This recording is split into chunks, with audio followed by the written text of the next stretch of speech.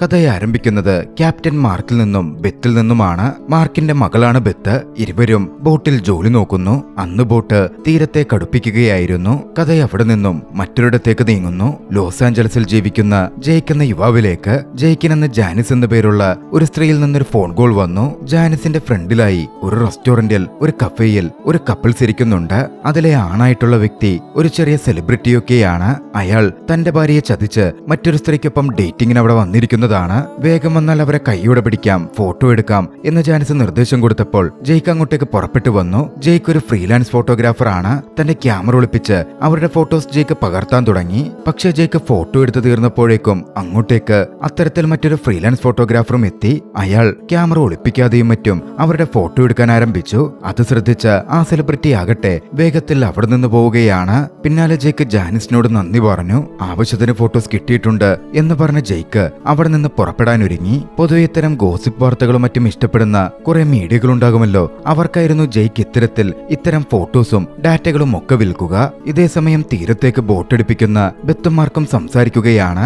ഇനിയിപ്പോ കുറച്ചു ദിവസം ബോട്ടിൽ നിന്ന് കരയിൽ മാറി ജീവിക്കാമല്ലോ. ബെത്തിനാണെങ്കിൽ തന്നെ എപ്പോഴും മീൻ നാറുന്നു എന്നൊരു പരിഭവമുള്ളതാണ്. ബെത്തിന്റെ അഭിപ്രായം കേട്ടതും മാർക്ക് പറഞ്ഞു, ഓഫീസിലെ AC-ലിരുന്ന് ചെയ്യുന്ന ജോലിയേക്കാൾ എന്ത് മികച്ച ജോലിയായത്, എന്നിട്ടാണോ നീ കുറ്റം പറയുന്നേ? എന്തായാലും ബോട്ട് തീരത്തേക്ക് അടുപ്പിച്ചു. ബെത്ത് പുറത്തേക്ക് ഇറങ്ങി വന്നു. ഇറങ്ങി വന്നപ്പോൾ അവരുടെ ബോട്ടിന്റെ നെറ്റ് ഒരു ജീവനക്കാരൻ ശരിയാക്കുന്നത് അവൾ കണ്ടു. സൂക്ഷിച്ചു ചെയ്യണമെന്ന് അവനോട് പ്രത്യേകം ബെത്ത് നിർദ്ദേശം നൽകി. അന്ന് കുറച്ചു കഴിഞ്ഞ് മാർക്കും ബെത്തും കൂടി അടുത്തുള്ളൊരു ബാറിലേക്ക് പോയിരുന്നു. അവിടെ ഭക്ഷണം കഴിച്ചും മറ്റും അവരിയ്ക്കാൻ തുടങ്ങി. ആ സമയമാണ് മാർക്ക് ബെത്തിന്റെ ആന്റിയായ ഡോഡിയെ കോൾ ചെയ്യുന്നത്. അവർ തമ്മിൽ സംസാരിച്ചു. ഡോഡിക്ക് ആ അടുത്തൊരു അപകടം പറ്റിയിരുന്നു. കാലിന് സുഖമില്ലാതായ ഡോഡി ഇപ്പോൾ റെസ്റ്റിലാണ്. പക്ഷേ ഡോഡിയുടെ കാര്യങ്ങൾ നോക്കാനോ മറ്റും ആരുമില്ല.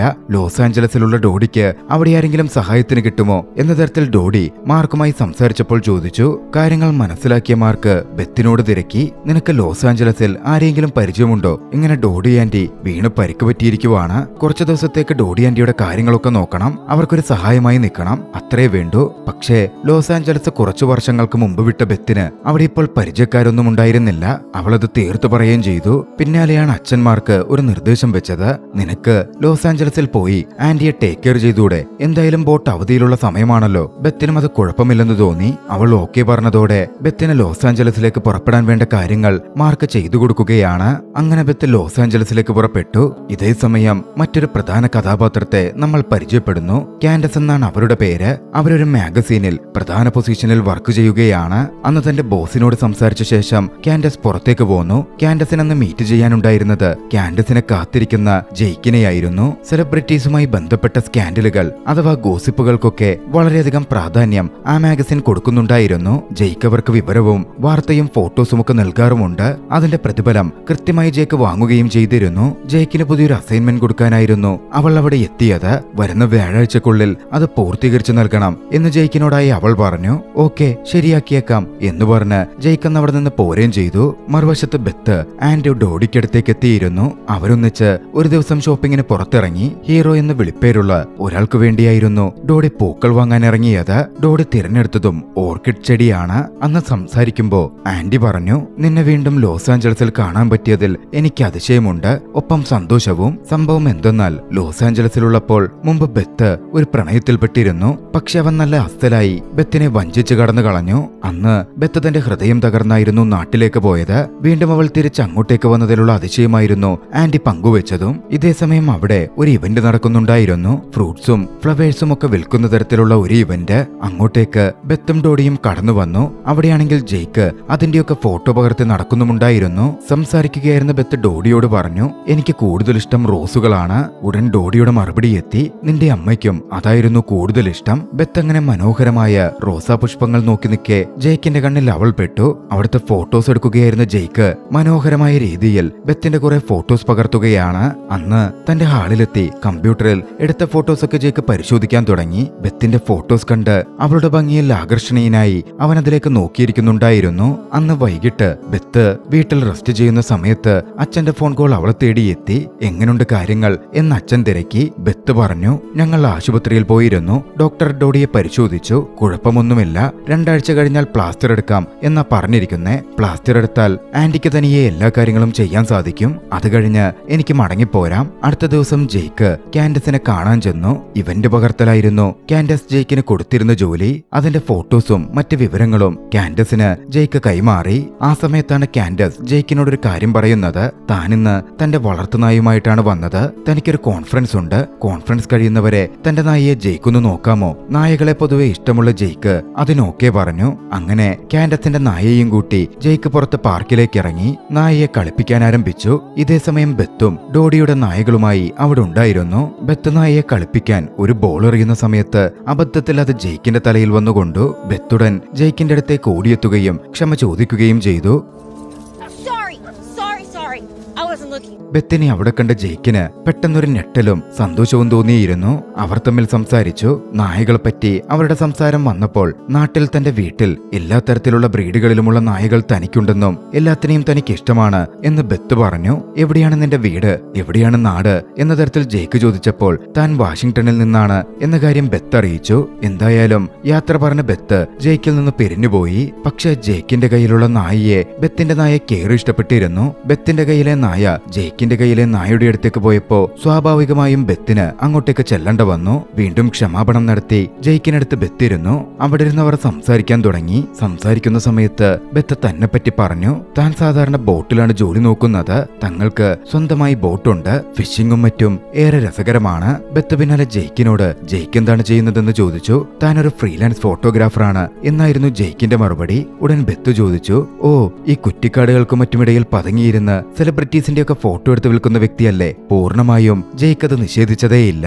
അവർ തമ്മിലുള്ള സംസാരം തുടർന്നപ്പോൾ ഇരുവർക്കും ബൈക്ക് റൈഡിംഗ് ഇഷ്ടമാണ് എന്ന കാര്യങ്ങളൊക്കെ തെളിഞ്ഞു വന്നു. ആ സമയമാണ് ജെയ്ക്ക് ബെത്തിനെ അടുത്ത ദിവസം ഒരു ബൈക്ക് റൈഡിന് ക്ഷണിക്കുന്നത്. അല്പം മടിയോടെയാണെങ്കിലും ജെയ്ക്കിനോട് സംസാരിച്ചപ്പോൾ രസം തോന്നിയവൾ അതിനൊക്കെ പറഞ്ഞു. ബൈക്ക് റൈഡിംഗ് എന്ന് ഇവിടെ ഉദ്ദേശിക്കുന്നത് സൈക്കിൾ ഓടിക്കുന്നതാണ് കേട്ടോ. അടുത്ത ദിവസം തങ്ങളുടെ സൈക്കിളുകളും എടുത്ത് ഇരുവരും പറഞ്ഞെടുത്ത് മീറ്റ് ചെയ്തു. അങ്ങനെ ഒരു സൈക്കിൾ റൈഡ് ആരംഭിച്ചു. കുറച്ചു കഴിഞ്ഞ് അവർ തെരുവിലൂടെ സംസാരിച്ച് നടക്കാൻ തുടങ്ങി. നടക്കുന്ന സമയത്ത് ബോട്ടിനെ പറ്റിയും ഫിഷിങ്ങിനെ പറ്റിയുമൊക്കെ ഒരുപാട് കാര്യങ്ങൾ അവൾ ജെയ്ക്കിനോട് സംസാരിക്കുന്നുണ്ടായിരുന്നു. അവളുടെ സംസാരവും ബോട്ടിനെ പറ്റിയൊക്കെ ജെയ്ക്കിനെ പഠിപ്പിക്കുന്ന രീതിയുമൊക്കെ ജെയ്ക്കിനെ നന്നായി ഇഷ്ടപ്പെട്ടു. ഇതേസമയം ജാനിസ് ഒരു ക്ലോത്തിംഗ് ഷോപ്പിലായിരുന്നു. അവിടെ വെച്ച് അവൾ ഒരു കാഴ്ച കണ്ടു. ഏറെ സമ്പന്നയായ കുറച്ച് പ്രശസ്തിയായ ഒരു സ്ത്രീ ആ ഷോപ്പിൽ നിന്നും ഒരു ഷോൾ മോഷ്ടിക്കാൻ ശ്രമിക്കുന്നു. ആ സ്ത്രീ ഷോളും എടുത്ത് ഷോപ്പിൽ നിന്ന് പുറത്തേക്ക് ഇറങ്ങാൻ പോയപ്പോൾ അവിടുത്തെ ഒരാൾ അവരെ തടഞ്ഞു നിർത്തി. പിന്നാലെ ചോദ്യം ചെയ്യാൻ തുടങ്ങി. ഇതൊക്കെ കണ്ട ജാനിസ് ഉടൻ ആ കാര്യങ്ങൾ ജെയ്ക്കിനെ വിളിച്ചു പറയുകയാണ്. വേഗം വന്നാൽ കയ്യോടെ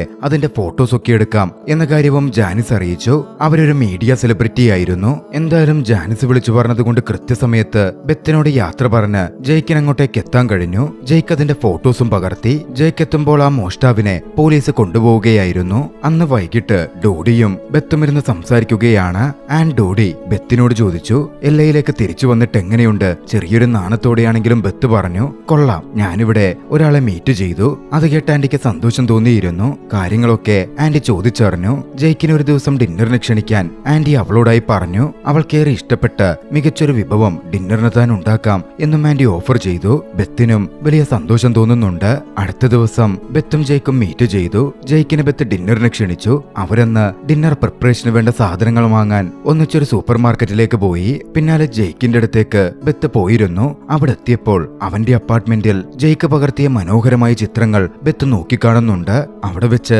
ചില സംഭവങ്ങൾ അരങ്ങേറി. ബെത്തിനെ ക്യാമറ പഠിപ്പിക്കാൻ ജെയ്ക്ക് ശ്രമിച്ചു. ഇതിനിടയിൽ പരസ്പരം അവർ ഒരുപാട് ക്ലോസ് ആയി വന്നു. അവർക്കിടയിൽ ഒരു ചുംബനം സംഭവിക്കേണ്ട ഘട്ടത്തിലേക്ക് വരെ കാര്യങ്ങൾ എത്തി. പക്ഷെ പെട്ടെന്നായിരുന്നു ആന്റി വിളിച്ചത്. ബെത്ത് ഞെട്ടി അതിൽ നിന്ന് പിന്മാറി. എന്തായാലും അന്ന് രാത്രിയിൽ ഡിന്നറിനുള്ള ക്ഷണം സ്വീകരിച്ച് ജെയ്ക്ക് ആന്റിയുടെ വീട്ടിലേക്ക് എത്തിച്ചേരുകയാണ്. ആന്റിയും ബെത്തും കൂടി ജെയ്ക്കിനെ സ്വാഗതം ചെയ്തു. ആൻഡ് ഡോഡിക്കായി ആന്റിക്ക് ഇഷ്ടപ്പെട്ട നല്ലൊരു ഓർക്കിഡ് ചെടി അവൻ കൊണ്ടുവന്നിരുന്നു. ബെത്ത് അത് ആന്റിക്ക് സമ്മാനിച്ചു. ഇതേസമയം കാൻഡസ് ജെയ്ക്ക് അവർക്ക് അയച്ചു കൊടുത്ത് ഫോട്ടോസ് ഒക്കെ പരിശോധിക്കുകയായിരുന്നു. ഇവന്റിന്റെ ഫോട്ടോസ് ആണ്. ആ ഫോട്ടോസ് നോക്കുമ്പോൾ ആ ഇവന്റിൽ വെച്ച് ബെത്തിന്റെ ഫോട്ടോ ജെയ്ക്ക് എടുത്തിരുന്നല്ലോ. ആ ഫോട്ടോസ് കാൻഡസ് നോക്കിക്കണ്ടു. കാൻഡസിന് ആ ഫോട്ടോ ഒരുപാട് അങ്ങ് ഇഷ്ടപ്പെടുകയാണ്. ബെത്തിന്റെ ആ ഫോട്ടോ ഉപയോഗിക്കാൻ കാൻഡസ് തീരുമാനിച്ചു. മറുവശത്ത് ആന്റിയും ബെത്തും ജെയ്ക്കും ഇരുന്ന് കാര്യങ്ങൾ സംസാരിക്കുകയാണ്. ജെയ്ക്കിന്റെ പ്രൊഫഷന്റെ കാര്യങ്ങൾ ആന്റി ചോദിച്ചു. ജെയ്ക്ക് ജെയ്ക്ക് പറഞ്ഞു, കുറച്ചു വർഷങ്ങൾക്ക് മുമ്പ് ഞാൻ എന്റെ ഒരു ഫോട്ടോ ബുക്ക് പ്രസിദ്ധീകരിച്ചിരുന്നു. പക്ഷെ അത് ഒട്ടും തന്നെ സക്സസ്ഫുൾ ആയില്ല.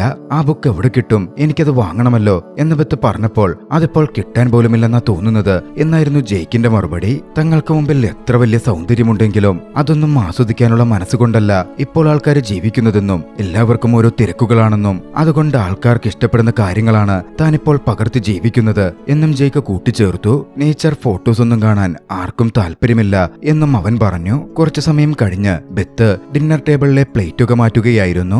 ഈ സമയം ആന്റിക്കും ജെയ്ക്കിനും തനിച്ച് സംസാരിക്കാൻ അവസരം കിട്ടി. ബെത്തിന്റെ കൂടെ സമയം ചിലവിടുമ്പോൾ എന്താണ് ഉദ്ദേശിക്കുന്നത് എന്ന് ആന്റി ചോദിച്ചു. ബെത്തിനെ തനിക്കിഷ്ടമാണ് എന്നായിരുന്നു ജെയ്ക്കിന്റെ മറുപടി. പിന്നാലെ ബെത്തിന്റെ ജീവിതത്തിൽ മുമ്പ് നടന്ന കാര്യങ്ങളും അതുകൊണ്ട് അവളെ ഇനിയും വേദനിപ്പിക്കാനാണെങ്കിൽ അതിന് നിൽക്കരുത് എന്ന് ആന്റി പറഞ്ഞു. തനിക്കങ്ങനെ ഒരു ഉദ്ദേശവുമില്ല എന്നായിരുന്നു ജെയ്ക്കിന്റെ മറുപടി. അധികം വൈകാതെ അത് സംഭവിക്കുകയാണ്. കാൻഡസിന്റെ മാഗസിൻ അതിന്റെ കവർ പേജായി കാൻഡസ് തിരഞ്ഞെടുത്തത് ബെത്തിന്റെ ആ ഫോട്ടോ ആയിരുന്നു. മാഗസിൻ പുറത്തിറങ്ങിയതോടെ എല്ലാവരും ബെത്തിനെ തിരിച്ചറിയാനും മറ്റും ആരംഭിച്ചു. ജെയ്ക്ക് അത് അറിഞ്ഞതും ജെയ്ക്കിന് പിടിച്ചു നിൽക്കാൻ പറ്റുന്നുണ്ടായിരുന്നില്ല.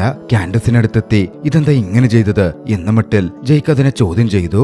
യാഥാർത്ഥ്യത്തിൽ ജെയ്ക്കിന്റെ അടുത്ത് നിന്ന് അബദ്ധത്തിൽ ആ ഫോട്ടോസ് കാൻഡസിന് കൊടുത്ത ഫോട്ടോസിൽ പെട്ടുപോയതായിരുന്നു. തനിക്ക് പറ്റിപ്പോയ അബദ്ധമോർത്ത് ജെയ്ക്ക് വല്ലാതായി. ബെത്തിനടുക്കൽ ഈ കാര്യം പറയാനും ക്ഷമ ചോദിക്കാനും അവൻ വേഗത്തിൽ ആന്റിയുടെ വീട്ടിലേക്ക് ചെന്നെങ്കിലും അവരപ്പോൾ അവിടെ ഉണ്ടായിരുന്നില്ല.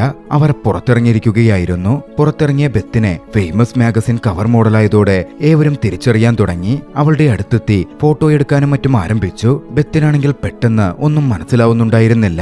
അവളുടെ പ്രൈവസി പൂർണ്ണമായി നഷ്ടപ്പെടുന്ന പോലെ അവൾക്ക് തോന്നി.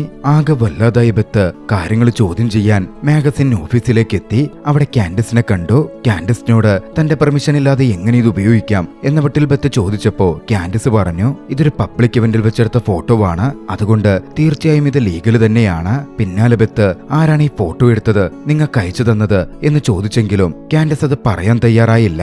പിന്നാലെ ബെത്ത് തന്റെ അച്ഛനെ വിളിച്ചു. കാര്യങ്ങൾ അച്ഛനോടായി പറഞ്ഞു. വിവരം കേട്ട് ബെത്തിന്റെ അച്ഛനും കുറച്ച് വല്ലാതായിരുന്നു. അന്ന് വൈകിട്ട് കാൻഡസും ജെയ്ക്കും മീറ്റ് ചെയ്തു. ബെത്ത് അന്വേഷിച്ചു വന്ന കാര്യവും ജെയ്ക്കിന്റെ പേര് താൻ പറഞ്ഞിട്ടില്ല എന്നും കാൻഡസ് വ്യക്തമാക്കി. ഇതിങ്ങനെ മറച്ചു വെക്കുന്നത് അത്ര ശരിയല്ലെന്നും നീയാണ് ആ ഫോട്ടോ എടുത്തത് എന്ന കാര്യം അവളോട് നീ തന്നെ പറയുന്നതായിരിക്കും നല്ലത് എന്നും കാൻഡസ് പറഞ്ഞു. ജെയ്ക്കിന്റെയും ബെത്തിന്റെയും റിലേഷൻഷിപ്പ് കാര്യമൊക്കെ കാൻഡസിന് അറിയാമായിരുന്നു. പിന്നാലെ ബെത്തിന് കുറെ TV ഷോകളിൽ നിന്നൊക്കെ ഓഫറുകൾ വരാൻ തുടങ്ങി. ഒരു ഇന്റർവ്യൂവിലേക്ക് അവൾക്ക് ക്ഷണം ലഭിച്ചു. പെട്ടെന്ന് സെലിബ്രിറ്റി സ്റ്റാറ്റസിലേക്ക് അവൾ ഉയരുകയായിരുന്നു. ഇന്റർവ്യൂവിൽ വെച്ച് ഹോസ്റ്റ് അവളോട് ചോദിച്ചു, ഇങ്ങനെ ഒരു ഓവർനൈറ്റ് സെലിബ്രിറ്റി ആയപ്പോ എന്ത് തോന്നുന്നു? സത്യം പറഞ്ഞാൽ അത് വല്ലാത്തൊരു അവസ്ഥയാണ്, ബുദ്ധിമുട്ടാണ് എന്ന മട്ടിലായിരുന്നു അവൾ മറുപടി കൊടുത്തതും. ആ ഇന്റർവ്യൂവിന് ശേഷം അവൾ വീണ്ടും ജെയ്ക്കിനെ കണ്ടു. ആ ഫോട്ടോ മാഗസിനിൽ വന്നതിനു ശേഷം തനിക്ക് ഒരുപാട് ഇൻവിറ്റേഷനും പല അവസരങ്ങളും വരികയാണെന്നും തനിക്കിതിൽ പലതും ഇഷ്ടപ്പെടുന്നില്ലെന്നും തന്റെ പ്രൈവസിയാണ് മൊത്തത്തിൽ പോയത് എന്നുമൊക്കെ അവൾ പറയുന്നുണ്ടായിരുന്നു. ജെയ്ക്കൊന്നും തന്നെ അവളോട് പറഞ്ഞില്ല. ജെയ്ക്കെന്ന് അവളുടെ മനോഹരമായ ഒരു ചിത്രം അവൾക്ക് സമ്മാനമായി കൊടുത്തു. അന്ന് ഇവന്റിലെടുത്ത ഫോട്ടോ ഫ്രെയിം ചെയ്തതായിരുന്നു അത്. താൻ എടുത്തതാണിത് എന്നവൻ പറയുകയും ചെയ്തു. പക്ഷെ അവൻ പറഞ്ഞ യഥാർത്ഥ മീനിങ് ബെത്തിന് മനസ്സിലായില്ല. ഫോട്ടോ എടുത്തത് താനാണ് എന്നവളെ അറിയിക്കുകയായിരുന്നു ജെയ്ക്കിന്റെ ലക്ഷ്യമെങ്കിലും അവൾ മനസ്സിലാക്കിയത് ആ ഫോട്ടോ ഫ്രെയിം ചെയ്തു കൊണ്ടുവന്നത് അവനാണ് എന്ന അർത്ഥത്തിലായിരുന്നു. ഗിഫ്റ്റ് കൊടുത്തതിൽ സന്തോഷപ്പെട്ട ബെത്ത് അവനെ കെട്ടിപ്പിടിക്കുകയും ചുംബിക്കുകയും ചെയ്തു. അടുത്ത ദിവസം ഒരു ഏജന്റ് ബെത്തിനെ കാണാനെത്തി.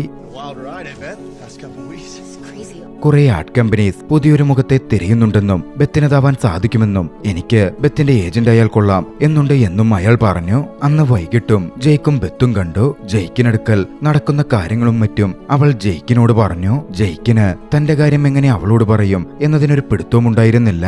എന്തായാലും അവരന്നൊന്നിച്ച് ഡിന്നർ കഴിക്കുകയും ശേഷം ജെയ്ക്ക് ബെത്തിനെ അവൾക്ക് ഇഷ്ടപ്പെട്ട ഒരു ലൊക്കേഷനിലേക്ക് കൊണ്ടുപോവുകയും ചെയ്തു. അന്ന് ബെത്ത് ജെയ്ക്കിനോട് പറഞ്ഞു, എനിക്കിപ്പോൾ ഈ നഗരം ഇഷ്ടമാകുന്നുണ്ട്.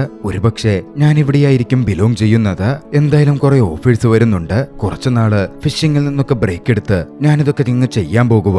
എന്തായാലും ചെറിയൊരു മാറ്റം ജീവിതത്തെ ഒരുപാട് അങ്ങ് ബാധിക്കുമെന്ന് തോന്നുന്നില്ല.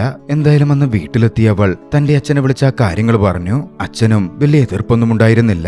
ആന്റിയാകട്ടെ ത്രില്ലിലുമായിരുന്നു. അടുത്ത ദിവസം അവൾ ആ ഏജന്റിനെ ചെന്ന് കണ്ടു.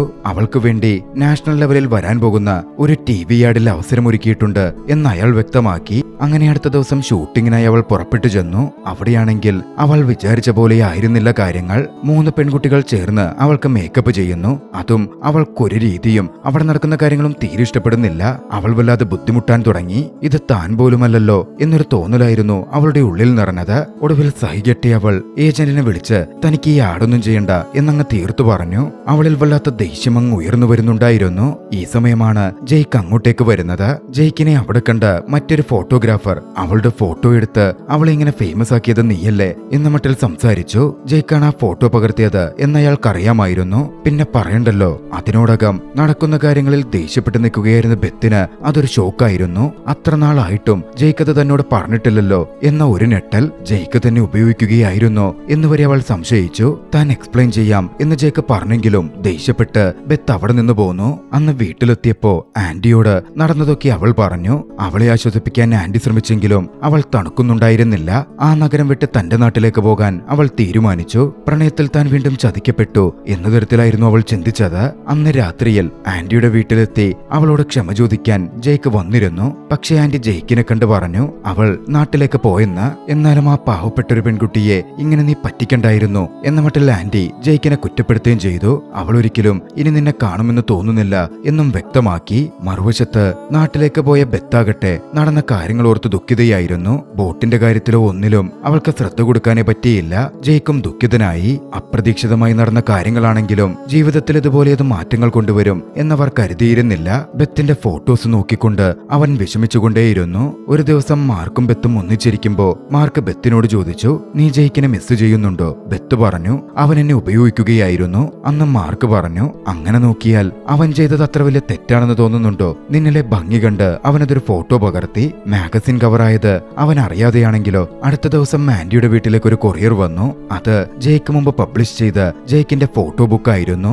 അവിടെ ഉണ്ടായിരുന്ന സമയത്ത് ബെത്ത് ഓർഡർ ചെയ്തതായിരുന്നു അത്. അതുമായി ജയ്ക്കിനെ കണ്ടിയവർ ജയ്ക്ക് അയച്ചതാണോ എന്ന് ചോദിച്ചു. അല്ലെന്ന് ജയ്ക്ക് പറയുകയും ചെയ്തു. അതോടെയാണ് ബെത്ത് ഓർഡർ ചെയ്തതായിരിക്കും എന്ന ഊഹത്തിലേക്ക് ആന്റി എത്തിച്ചേരുന്നത്. അന്ന് സംസാരിക്കുമ്പോ ആന്റി ജയ്ക്കിനോടായി പറഞ്ഞു, എല്ലാം നഷ്ടപ്പെട്ടു എന്ന് കരുതിയിരിക്കുന്നതിനേക്കാൾ ശ്രമിച്ചു നോക്കുന്നതിൽ തെറ്റില്ലല്ലോ. നിനക്ക് ഈ ബുക്കുമായി നേരെ വാഷിംഗ്ടണിലേക്ക് പോയിക്കൂടെ? അവളെ കണ്ട് കാര്യങ്ങൾ സംസാരിക്കാൻ ശ്രമിച്ചുകൂടെ?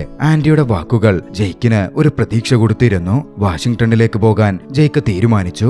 ആ സമയത്താണ് കാൻഡിസിന്റെ ഫോൺ കോൾ ജയ്ക്കിന് വന്നെത്തുന്നത്. വേഗത്തിൽ ഓഫീസിലേക്ക് വരണമെന്ന് പറഞ്ഞായിരുന്നു കോൾ. ജയ്ക്ക് പുറപ്പെട്ട് ഓഫീസിലെത്തി. അവിടെ ജയ്ക്കിനെ കാത്ത് ഒരു സന്തോഷ വാർത്തയുണ്ടായിരുന്നു. ജയ്ക്കിന് മാഗസിനിൽ ഉയർന്ന ശമ്പളത്തിൽ പെർമനന്റ് ഫോട്ടോഗ്രാഫറായി ഒരു ജോബ് ഓഫർ വന്നിരിക്കുന്നു. പക്ഷേ തനിക്ക് എല്ലാത്തിലും പ്രധാനമായി ഇമ്പോർട്ടന്റ് ആയ ഒരു കാര്യം ചെയ്യാനുണ്ടെന്നും അത് കഴിഞ്ഞ് ഇതിനെപ്പറ്റി എന്തെങ്കിലും പറയാൻ പറ്റൂ എന്ന് പറഞ്ഞ് ജയ്ക്ക് അന്ന് അവിടെ നിന്ന് പോന്നു. ജയ്ക്ക് നേരെ പോയത് വാഷിംഗ്ടണിൽ തന്റെ പ്രിയപ്പെട്ട ബെത്തിനെ കാണാനായിരുന്നു. തുറമുഖത്തെത്തി അവൻ അവളെ കണ്ടു. ബെത്തിനെ കണ്ടതും ജയ്ക്കിനെ കണ്ടതും ബെത്തിനും സമാധാനം തോന്നിയിരുന്നു. സന്തോഷം അനുഭവപ്പെട്ടിരുന്നു. തന്നെ തിരക്കി ജയ്ക്ക് അങ്ങനെ വരുമെന്ന് ബെത്ത് ഒരിക്കലും ചിന്തിച്ചിരുന്നില്ല. ഇരുവരും മനസ്സ് തുറന്ന് സംസാരിച്ചു. തെറ്റിദ്ധാരണകളും പ്രശ്നങ്ങളും മാറി അവർ വീണ്ടും ഒന്നിക്കുകയായിരുന്നു. അവർ ഒന്നിച്ച ആ നഗരത്തിൽ സന്തോഷത്തോടെ മുമ്പോട്ട് ഡേറ്റിനും മറ്റും പോയി ജീവിക്കുന്ന ദൃശ്യങ്ങളോടെ ചലച്ചിത്രം അവസാനിക്കുകയാണ്. നിങ്ങൾക്ക് ഈ കഥ ഇഷ്ടമായെങ്കിൽ വീഡിയോ ലൈക്ക് ചെയ്യുമല്ലോ. അഭിപ്രായങ്ങളും നിർദ്ദേശങ്ങളും കമന്റുകളിൽ രേഖപ്പെടുത്തുക. കഴിയുമെങ്കിൽ ചാനൽ സബ്സ്ക്രൈബ് ചെയ്തും കൂട്ടുകാർക്ക് ഷെയർ ചെയ്തു കൊടുത്തും ഞങ്ങളെ സപ്പോർട്ട് ചെയ്യുക. അടുത്ത എപ്പിസോഡിൽ മറ്റൊരു മികച്ച ചലച്ചിത്രവുമായി നമുക്ക് കണ്ടുമുട്ടാം. അതുവരെ ബൈ.